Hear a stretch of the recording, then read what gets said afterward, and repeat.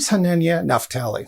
If you've seen this guy before, then you know that he's the Israeli out on social media, whitewashing every single Israeli crime and has become a big personality. You may remember him as the guy who posted about Israel bombing the hospital, and then when found out he's not supposed to actually acknowledge that, he went ahead and deleted the tweet and said he made the mistake.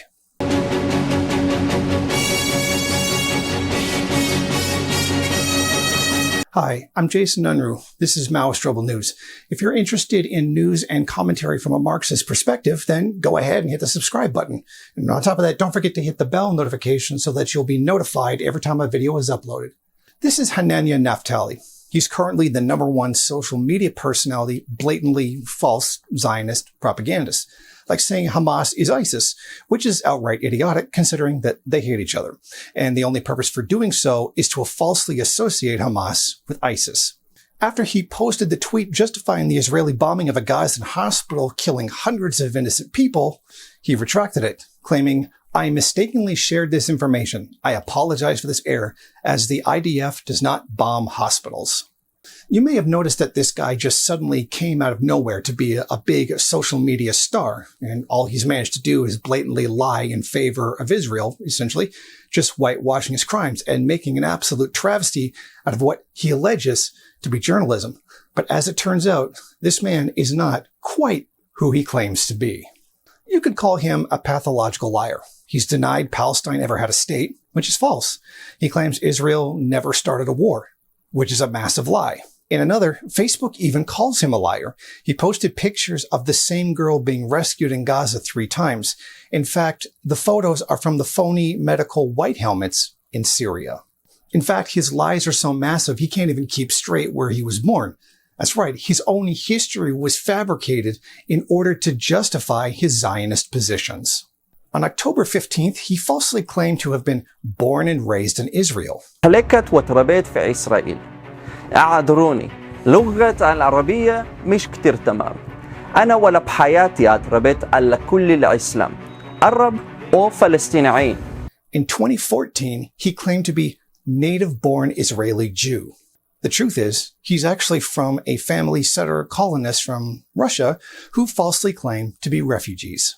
According to an investigation by Press TV, in fact, they were smuggled out of Russia by Zionist agents in the Jewish Agency, one of the 4 so-called national institutions of the Zionist entity, which is responsible for encouraging settler colonists to occupy Palestine. Born in Safed, he grew up in what the Zionists call Samaria, an illegal settlement built on the Palestinian land occupied by the Israeli regime. More recently, he has claimed to be a civilian living under the threat of Hamas rockets. Him and his wife, India, an American settler colonist, filmed themselves in their personal bunker on October 7th. Naftali was in the occupation forces terrorizing Palestinians during 2014, Operation Protective Edge. He was also involved in the regime operations in the Golan to patch up fires, including from the Nusra Front, the Syrian-affiliated al-Qaeda, and send them back to the regime change operation targeting the Syrian government. He has remained in the occupation forces reserve ever since.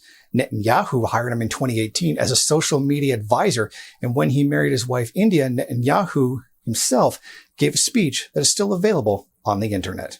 He can't even keep his story straight. Interesting how when he posted about the hospital bombing on the 17th, he was claiming to be a civilian, but in his other social media posts, he says he was called up to fight in the IDF on October 7th. On October 14th, he appeared in a video in uniform talking about he was in the IDF Digital Media Task Force to spread misinformation that Twitter and Elon Musk aren't blocking. Shalom, everybody. I've been called up from the front line to a different front, the digital warfare.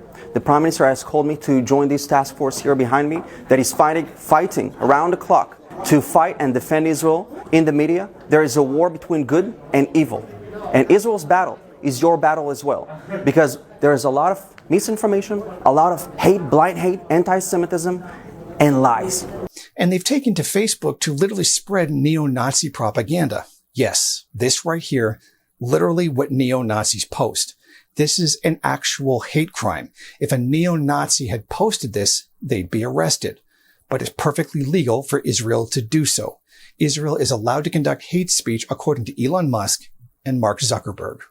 Now, his social media accounts are filled with absolute terrible lies. One of them being that Hamas is responsible for the water being cut off to Gaza, which is blatantly false considering that it is Israel who has their hand on the switch. It's them who can turn the water on and off.